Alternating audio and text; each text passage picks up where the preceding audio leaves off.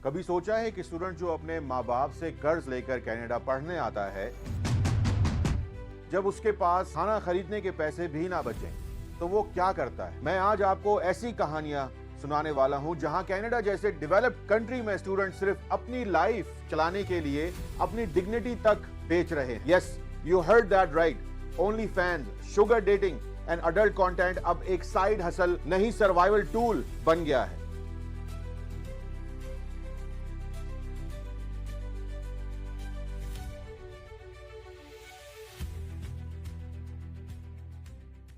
हर साल हजारों student India, Pakistan, Bangladesh और अफ्रीका से कनाडा आते हैं। सबका एक ही सपना, डिग्री लो, जॉब मिले, पीआर मिले और लाइफ सेट हो जाए। लेकिन सच क्या है? 25,000 per year tuition fee, 2,000 rent, 400 grocery और 150 फोन इंटरनेट बिल्स और सिर्फ 20 आवर का वर्क लिमिट। क्या 20 आवर्स में कोई सरवाइव कर सकता है? नहीं। इसी डिप्रेशन का फायदा उठाते हैं कुछ लोग और यहां से शुरू होती है कनाडा की सबसे डार्क रियलिटी। टोरंटो और वैंकूवर के फेसबुक ग्रुप्स में लोग ओपनली लिखते हैं, looking for sugar daddy, need rent help, can do anything, open to adult content, collaborations. ये वो लाइंस हैं जो कोई स्टूडेंट अपनी कंट्री में लिखने का सोच भी नहीं सकता। लेकिन यहाँ सर्वाइवल ने इंसान को मजबूर कर दिया है। एक इंडियन स्टूडेंट ने मुझे लिखा, काशिफ भाई मैं पार्ट टाइम जॉब के लिए हर जगह गया, कोई नहीं मिला। अब एक फ्रेंड कह रही है ओनली फैंस स्टार्ट कर लो, मैं क्या करूं? मैंने सिर्फ एक बात बोली, कनाडा तुम्हें डिग्री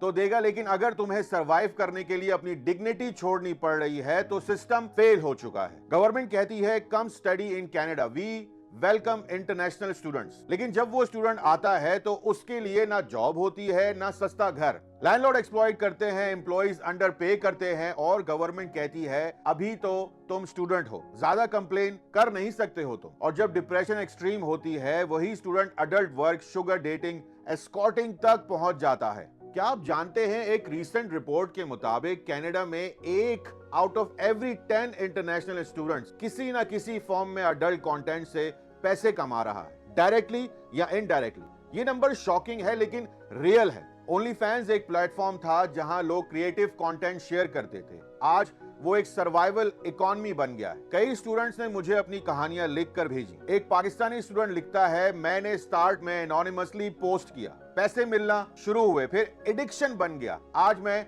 डिग्री से ज्यादा कैमरे के सामने टाइम देती हूँ। एक बांग्लादेशी स्टूडेंट ने लिखा, मैंने रूममेट्स को बताया, पहले उन्होंने जज किया, फिर वो भी मेरे साथ शामिल हो गए। ये ट्रेंड कनाडा की सिटीज में नॉर्मल होता जा रहा है और सबसे शॉकिंग बात, लोग अब इसे शेमफुल नहीं, स्मार्ट हसल कहने लग गए हैं।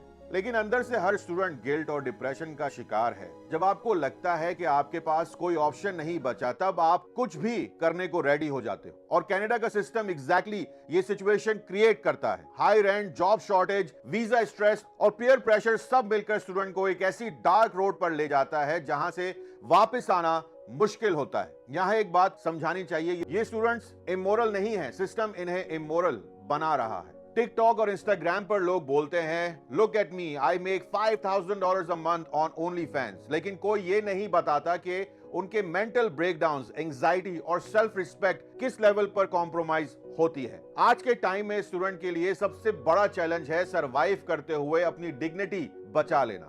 कनाडा अपने आप को फेमिनिस्ट और ह्यूमन राइट्स चैंपियन कहता है, लेकिन जब फॉरेन गर्ल्स अडल्ट वर्क में पुश होती हैं, कोई सिस्टम उनकी मदद नहीं करता। इमिग्रेशन ऑफिसर्स कहते हैं we can't interfere in personal choices, लेकिन क्या पॉवर्टी एक चॉइस होती है? क्या डेस्परेट स्टूडेंट का ओनली फैन बनाना एक चॉइस है या मजबूरी? मैं एक वीडियो नहीं, एक मिरर दिखा रहा हूँ। एक इंडियन गर्ल ने लिखा, काशिफ भाई मैंने अपने पेरेंट्स को बताया नहीं, वो सोच रहे हैं कैंपस जॉब कर रही हूँ, मुझे गिल्ट होता है, लेकिन मैं अपना रेंट कैसे दूं?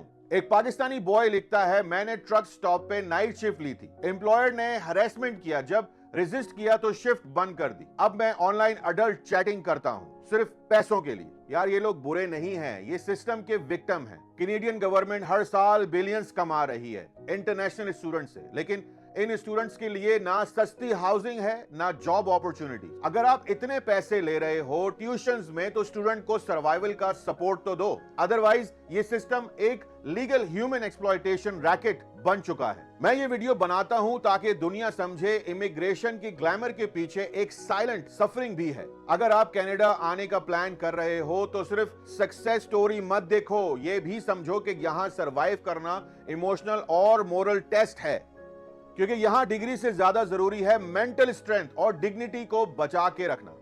मैं हूं काशिफ और ये थी कनाडा की एक और अनस्पोकन कहानी जो कोई ओपनली नहीं बोलता। अगर आपको ये वीडियो रियलिटी चेक लगा तो कमेंट में लिखो सिस्टम नीड्स चेंज, और अगर आपको लगता है किसी को ये सुनना चाहिए तो शेयर करो, because sometimes silence is the biggest crime. अपना बहुत ख्याल रखें। सारे सोशल्स यहां पे चल रहे होंगे। I wish each and every one of you good luck. Take care. Allah Hafiz.